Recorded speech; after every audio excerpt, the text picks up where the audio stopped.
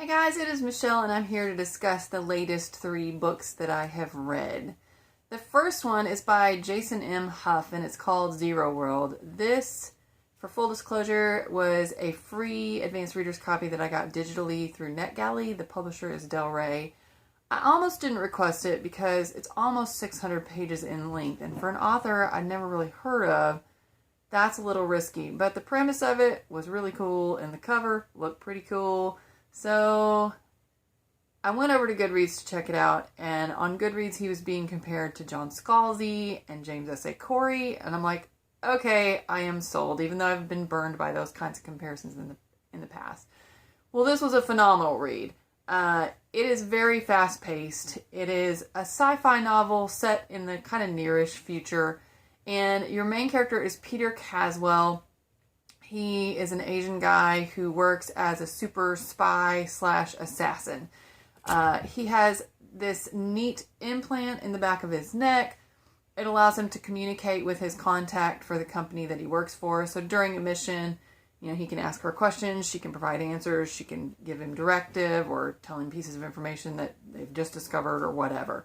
So it's very handy. It also allows the handler to set like a start and end time and wipe his memory from that time. So he can do all this spy work and all this assassin work and yet live with a clear conscience because he can't remember any of it and he can't be tortured to reveal it or anything like that. So it's a pretty sweet setup. At the beginning of the book, she's contacted him and said, hey, we've got an emergency. And he's kind of asking, is it going to be worth it? And she says something along the lines of, this will be the most interesting mission you'll ever forget. So I thought that line was brilliant. I'm kind of paraphrasing a little bit there, I think, but I just thought that was a great line. The whole thing, I was just really sucked in. It's got tons of action. There's lots of stuff to ponder and think about. There were so many times that I was like, oh my gosh, I did not see that coming. I don't want to give you any spoilers, so I can't tell you all of the cool things, but essentially this mission, and this is part of the synopsis, so it's not a spoiler or anything, but there's a ship that disappeared 12 years prior from the solar system, and all of a sudden it's back, and they send him to investigate what in the world is going on as a spaceship. And the crew is dead, except for one, and she's missing, and they know how she escaped, and I think she went through a wormhole. So they're sending him through to investigate, and it's like totally new territory and, no idea what to expect, and they're setting a timer and his memory will be wiped and all of this. So it was simply fascinating. Excuse my cat who was climbing where he should have been climbing. But anyway, back to the story. There was so much interesting technology that was introduced. There were so many cultural things that were introduced, so many moral things that were introduced. And the author has this amazing way of shedding a character in a certain light, and then later you learn more information and you see them in a whole new light. I love it when authors do that. It's just fascinating, and it just adds so much to the story. You're really rooting for your protagonists in this story, although who the protagonists and antagonists are comes in question a few times. It just had everything. It was just phenomenal. It was fast-paced, just kept going, wonderfully paced. The world building was phenomenal, and it ends on a cliffhanger, which means there could be more, and if there are, I am so in if this becomes a series. I gave this 5 stars if you couldn't tell. The second book in this trio of books is When God Was a Rabbit by Sarah Winman, and I could just kick myself because somebody on their BookTube channel has mentioned this book twice. And both times I've thought, no, I'm not going to read that. But when I saw a physical copy in a bookstore, I snagged it. And because I thought I wasn't going to read it, I didn't record whose channel I saw it on. And I can't give them credit. But this was just an endearing story. It's a coming-of-age story. And while I was reading it, I had to keep in mind that coming-of-age stories don't technically have to be about anything, because I couldn't see how all of these little pieces of information were going to add up. In the end, it does make sense. It makes a lot of sense, but it takes a really long time to get there, and I can't talk about it because it would be spoilers. But Sarah Winman can just describe anything in the most phenomenal way. I'm going to read you a line from the book. I don't do it justice, but I just thought this line was beautiful, and this was just one of many that I just found to be gorgeous writing. The late afternoon sun hadn't lost its heat, and leaves from overhanging branches were dappled by its fractured intensity and flickered like broken mirrors onto my face. She describes her characters in equally gorgeous ways. There's not a character in here that is not just endearing.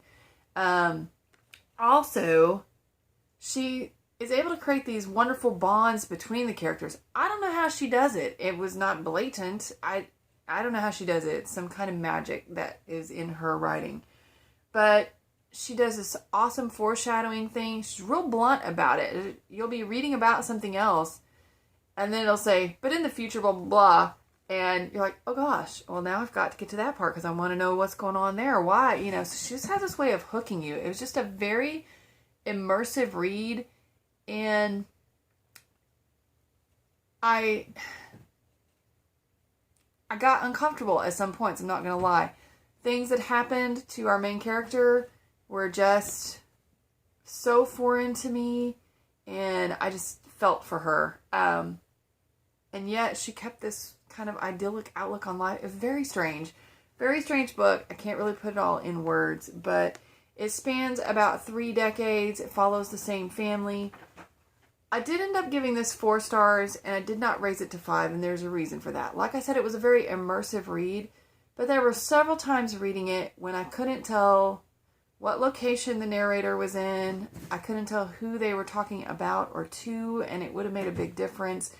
And those kinds of things just kind of sucked me out of the story. And when it's an immersive read like that, that was a little bit detractive from the story. And therefore, I felt like I couldn't give it 5 stars. It's probably 4.5 in my mind. But of course, on Goodreads, I left it at 4 stars. But man, she can write some characters and some bonds and some situations that are just so touching. And it was emotional. And I really super enjoyed it. I think she's only ever written 1 other book, and that came out earlier this year, and so I added that to my wish list and TBR for the future, because I bet the characters are just as endearing, and I bet the bonds are just as great. So, wonderful book there.